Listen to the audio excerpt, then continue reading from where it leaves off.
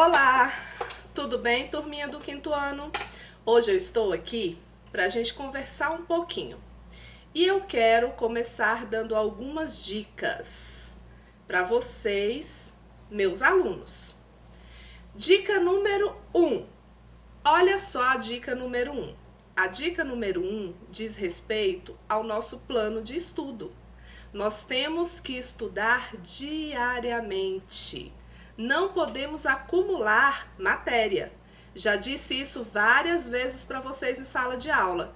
O estudo tem que ser diário. Tudo que aprendemos hoje, vamos chegar em casa e vamos revisar.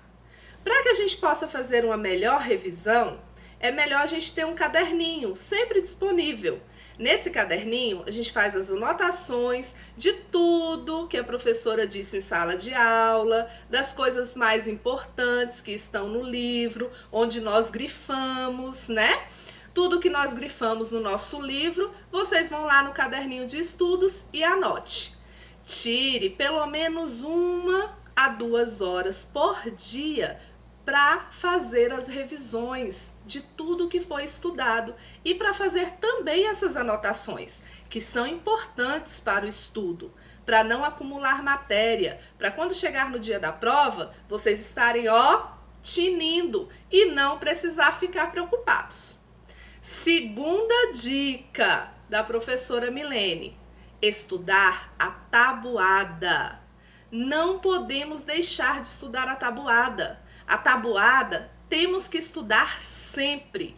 A tabuada vai fazer a diferença na hora da matemática, na hora de resolver as situações problema, na hora do raciocínio, temos que saber a tabuada. E não tem outro jeito de aprender a tabuada a não ser estudando. Temos que acabar decorando a tabuada. Não tem outra maneira, né? Então, quem ainda não fez a tabuada no caderno que eu pedi no último dia de aula, antes de nós entrarmos nessa quarentena, vamos fazer a tabuada de 2 até o 10 no caderno e estudar essa tabuada diariamente. Essa foi a segunda dica. Terceira dica.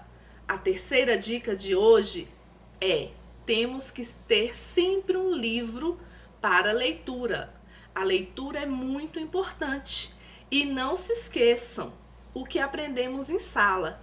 Sempre que estamos lendo um texto, um livro, vamos grifando, vamos marcando aquelas palavrinhas que nós não temos conhecimento. Depois, vamos até o dicionário e vamos procurar no dicionário o significado dessas palavras.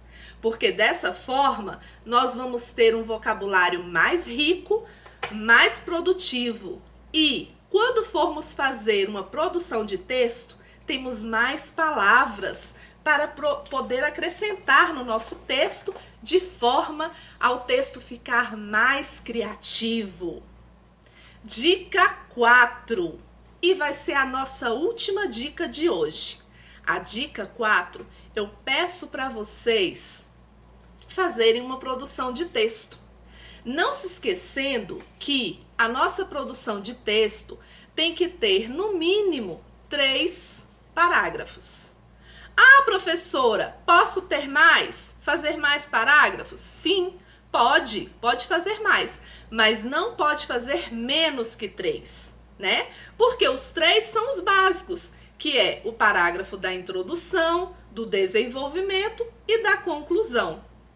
Então, esses 3 não podem ser esquecidos. E quanto mais a gente lê, mais a gente tem ideias para fazer a nossa produção de texto. Por isso que eu sempre digo, a leitura tem que ter todos os dias. Escolha um bom livro e faça a leitura desse livro. Quando terminar, escolha um outro e faça a leitura também. Dessa forma, você vai ter mais criatividade na hora de fazer o desenvolvimento do seu texto, da sua produção, escrevendo um texto mais criativo, um texto que as pessoas tenham vontade de ler.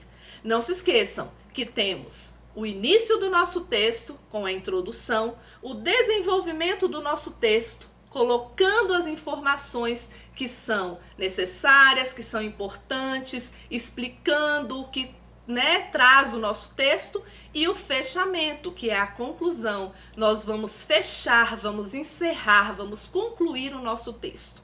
Não esqueçam desses 3 parágrafos no mínimo. Podemos fazer mais? Sim, podemos, devemos, né? E quanto mais a gente procura palavras, entende mais palavras, que a gente sabe mais o significado das palavras, nós vamos ter um texto cada vez melhor, um texto cada vez mais criativo, um texto onde as palavras sejam muito mais importantes. Então prestem atenção no vocabulário de vocês também.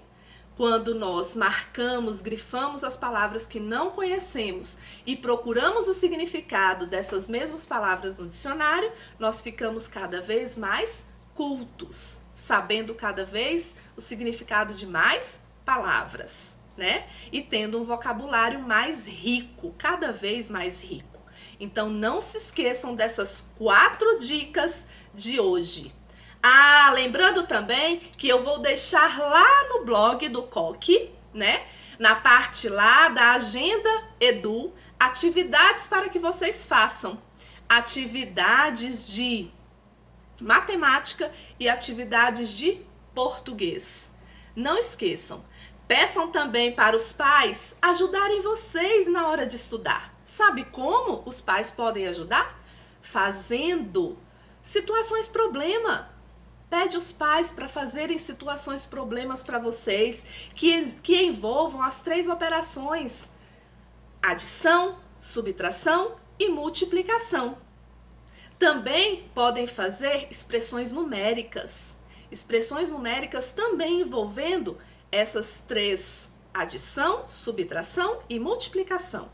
Não se esqueçam, façam tudo isso como combinado e depois eu volto para falar mais um pouquinho com vocês e dar novas dicas. Beijos! Amo vocês!